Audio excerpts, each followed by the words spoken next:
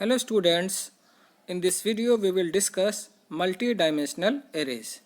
In previous videos we have discussed about one-dimensional array. That is an array in which there is only one dimension. While declaring a 1D array we use only one square bracket.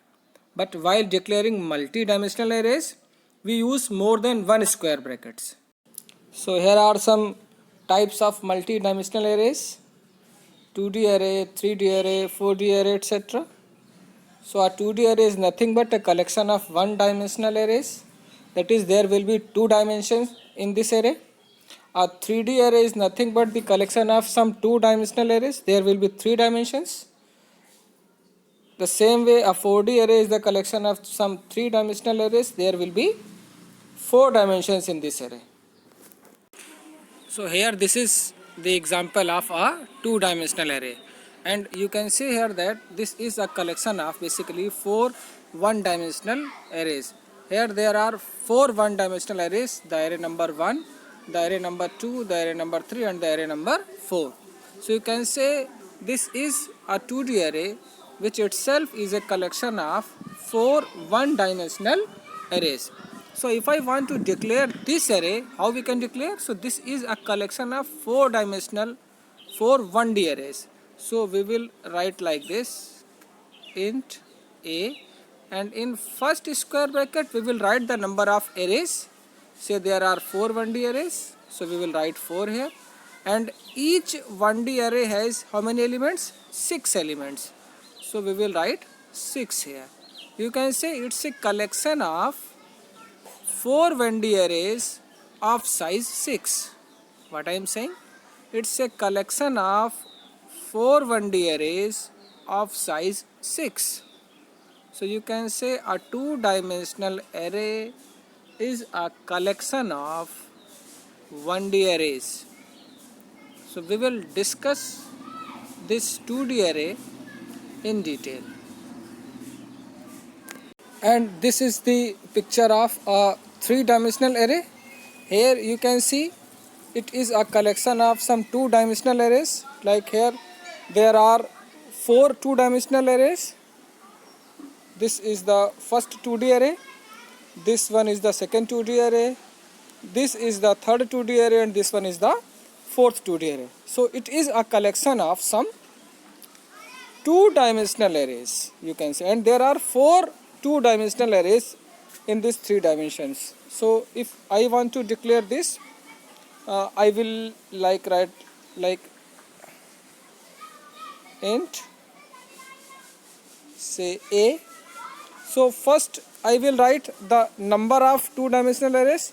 So there are four 2D arrays here, and the size of each 2D array is what? You can see 1, 2, 3 and 4. So 4 rows and 5 columns are there in one 2D array. Or you can say one 2D array is again a collection of four 1D arrays of size 5. So we will write 4, 5. So we have to use here three square brackets.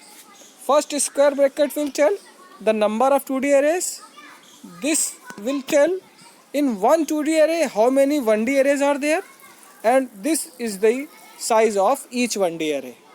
So it is a collection of four two-dimensional arrays, and each two-dimensional array is having four one-dimensional array of size 5. And here is a four-dimensional array. You can see here there are two three-dimensional arrays. So it is a collection of three-dimensional arrays. The declaration part I will left for you as an exercise.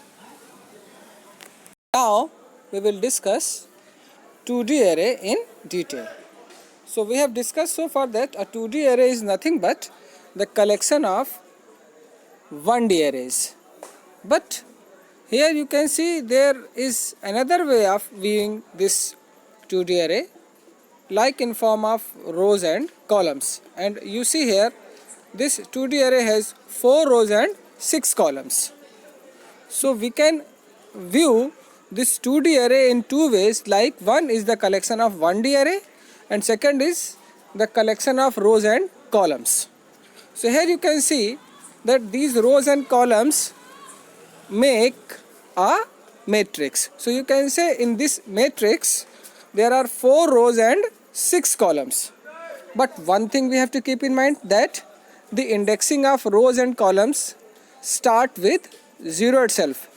Like in 1D array, the index of first element is 0. The same way here, the index of first row will be 0 and the index of first column will also be 0. So you can see here, this is row number 0, this one is row number 1, this one is row number 2, and this is row number 3. The same way, this is column number 1, 0 sorry, this is column number 1, this is column number 2, this is column number 3, column number 4 and column number 5. Now suppose if I want to declare this matrix, then we will write int, let's say A is the name of matrix. So here there are 4 rows, so we will write in first square bracket the number of rows and in second bracket the number of columns, which is 6 here. So by this way we can declare a matrix, or you can say 2D array. Here you can see that there are 4 rows, and 6 columns. So the size of this matrix is 4 by 6.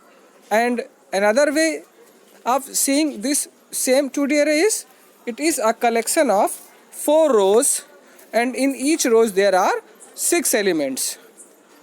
So from now on we will view, or we will see, or we will consider this 2D array as a matrix. So it's a matrix of size 4 cross 6. So to declare a matrix of size, let's say 4 cross 6, this will be the syntax. We will write int A, and in first square bracket we will give the number of rows, and in second square bracket we will give the number of columns. So this will declare a matrix of size 4 cross 6, and this is the declaration of a matrix of size 3 cross 3, 3 rows with 3 columns. And now suppose if we want to access each and every element separately, so we should have name for those values. So you can see here, every element can be accessed by using in first square bracket the row number of element, and in the second square bracket the column number of element. Like you see, this is the first element of this matrix and the name of this element is A00, and you can see here for this element row number is 0 and column number is also 0. Like if you want to access this element, so you can see here the name of this element is A12. So row number 1 and column number 2. This element is what? A21. The row number for this element is 2 and the column number for this element is 1. So this element can be accessed by using the name of matrix or the name of array. Then in first square bracket we will write the index of row for this element, and in second square bracket we will write the index of column. So by this way we can access each and every element individually also. And now suppose we have to take the values of the matrix from user, then this will be the syntax, and this is for the matrix of size 3 cross 3. So here you can see that the loop of I is for rows. That means when value of I is 0, we will scan the elements of row 0. When the value of I will be 1, we will scan the elements of row 1, and when the value of I will be 2, we will scan the elements of row number 2. The same way the inner loop, the loop of j is for columns. So you can see here for every value of I, the loop of j starts with 0 and goes up to 2, that is 0, 1 and 2. So when I is 0, that means row is 0, the loop of j will be executed from 0 to 2, that means 0, 0, I0, J0, then 0, 1 and 0, 2. So we can scan the elements of first row. Then when I will become 1, then we will be able to enter the elements of row number 1, that is 1 0, the first element of row number 1, then 1 1 and then 1 2. And when I will become 2, again the loop of j will start from 0. So we will be able to give the values for first 2 0, then 2 1, then 2 2. So by this way we can scan or we can take the values of a matrix from user.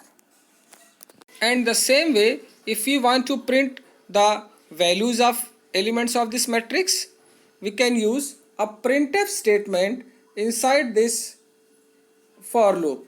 So the loop of I is for rows and the loop of j is for columns. And you see here, after execution or after printing the elements of one row, we are printing a new line character here. That means the elements of next row will be printed in next row. So by this way we can print all the elements of this matrix row wise. And here is the program which will read and write the values of a 3 cross 3 matrix. So here it's a declaration part. So by this syntax we can scan the values of matrix, and through this syntax we can print the values of the same matrix. So here is the syntax of taking values from user, and here is the syntax to print those values on monitor through printf. So if we'll run this program, and if I'll give the numbers or the values of this matrix, say 1 2 3 4 5 6 7 8 9, then this will be the output of this program.